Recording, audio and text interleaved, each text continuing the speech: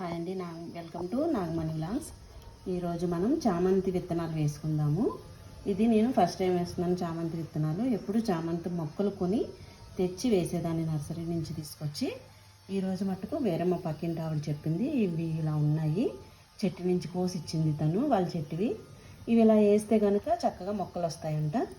చూద్దాము. ఇవి చూసారు కదా, ఇలా గుచ్చుకోమని చెప్పింది. ఇలా పెడితే కనుక మీకు ఒక 15 డేస్లో విత్తనాలు మొక్కలుగా వస్తాయని చెప్పింది తను. ట్రై చేస్తున్నాను. చూడండి, మీరు కూడా వీలైతే ట్రై చేయండి. నేను మొక్కలు వచ్చాక కూడా మళ్ళీ మీకు ఇంకో వీడియో చేసి చూపిస్తాను. చూద్దాము.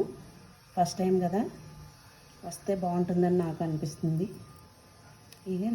ఇవి చెట్టుకే ఉండాలంటండి, చెట్టుకే వస్తాయి విత్తనాలు. మొక్క మనం పువ్వు కోసి తర్వాత దేవుడి దగ్గర పెట్టింది రాదు, ఇలా చెట్టుకేసిందే వస్తుంది. మనం ఇలా వేసుకున్నాక తర్వాత మళ్ళీ పైన కూడా కంపోస్ట్ వేసేసుకుంటున్నాను.